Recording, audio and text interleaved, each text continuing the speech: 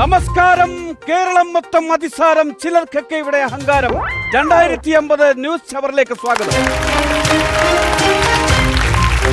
കൊച്ചിയിലെ ഫ്ളാറ്റിൽ റോബോട്ട് ദമ്പതികൾക്ക് ഒരു ആൺകുഞ്ഞ് പിറന്നു.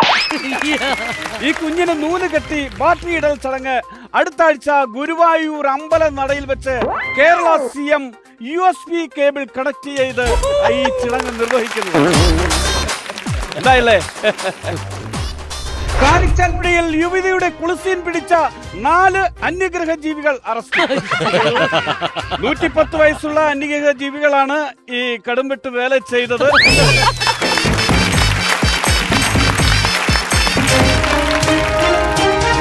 ഒരു സന്തോഷ വാർത്ത. ലോകത്തെ ഏത് കോണിൽ നിന്നും കേരളീയർക്ക് നാട്ടിലേക്ക് വോട്ട് ചെയ്യാമെന്ന് ഇലക്ഷൻ കമ്മീഷൻ അറിയിച്ചു. കാരണം കേരളത്തിൽ മലയാളികളുടെ എണ്ണം വിരലിലെണ്ണാവുന്ന അത്രയും ചുരുങ്ങിപ്പോയത് കൊണ്ടാണ് ഈ കടുത്ത തീരുമാനമെന്നാണ് ഇലക്ഷൻ കമ്മീഷൻ അറിയിച്ചിരിക്കുന്നത്. ഒരു സങ്കടകരമായ വാർത്തയുണ്ട്. നാളെ രാവിലെ 6 മണി മുതൽ 9 മണി വരെ കേരളത്തിലെ വീടുകളിൽ മദ്യവിതരണം മുടങ്ങും. വൈറ്റില ജംഗ്ഷനിലെ മദ്യ പൈപ്പ് ലൈൻ പൊട്ടിയതിനെ തുടർന്നാണ് മദ്യവിതരണം മുടങ്ങുന്നത്. നമ്മുടെ റിപ്പോർട്ടർ പറഞ്ഞത് പ്രകാരം വൈറ്റില ജംഗ്ഷനിൽ ഇപ്പോ മദ്യം ഇങ്ങനെ ചീറ്റി തെറിക്കുന്നുണ്ട്. പൈപ്പിൽ നിന്ന് ചീറ്റി തെറിക്കുന്നത് കൊണ്ട് കുടിയന്മാരുടെ കൂത്താട്ടുകുളമാണ് അവിടെ നടക്കുന്നുള്ളത്. കൂത്താട്ടം എന്നാണ് റിപ്പോർട്ടറുകൾ. സിനിമാ വാർത്തകൾ. വരുൺ തിരോധാന കേസ് ആസ്പദമാക്കി സസ്പെൻസ് ചിത്രം ദൃശ്യത്തിന്റെ 25ാം ഭാഗം ഉടൻ റിലീസിന്. ചൊവ്വായിൽ മൺവെട്ടിയുമായി നിൽക്കുന്ന ജോർജ് കുട്ടിയുടെ ടീസർ നാസ നാളെ പുറത്തിറക്കും.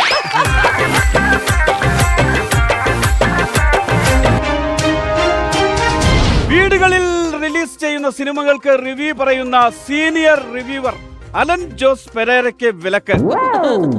സ്വന്തം ശരീരത്തിന് പറ്റാത്ത ഡാൻസ് സ്റ്റെപ്പുകൾ ചെയ്യുന്നതാണ് അദ്ദേഹത്തിന്റെ ശരീരം തന്നെ അദ്ദേഹത്തിനെ വിലക്കിയിരിക്കുന്നത്. Online delivery ബോയിയായ റോബോട്ടിന് ക്രൂരമർദ്ദനം. ഒരു യുവാവ് ഓർഡർ ചെയ്ത 5 കിലോ കഞ്ചാവ് 5 സെക്കൻഡ് താമസിച്ചെത്തിച്ചതിനാണ് ആ റോബോട്ട് ബോയിയെ ഈ യുവാവ് ബാറ്ററി ഊരിക്കളഞ്ഞിട്ട് അതിനെ വഴിതെറ്റിച്ചു.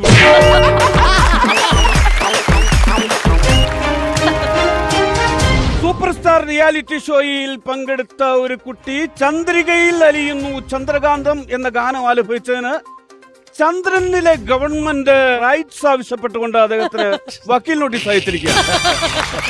ഇനി ചന്ദ്രനെ ബന്ധപ്പെടുത്തി ഒരു പാട്ടും പാടാൻ പാടില്ലെന്നാണ് ചന്ദ്രൻ ഗവൺമെന്റ് ഓർഡിനൻസ് പുറപ്പെടുവിച്ചിരിക്കുന്നത്.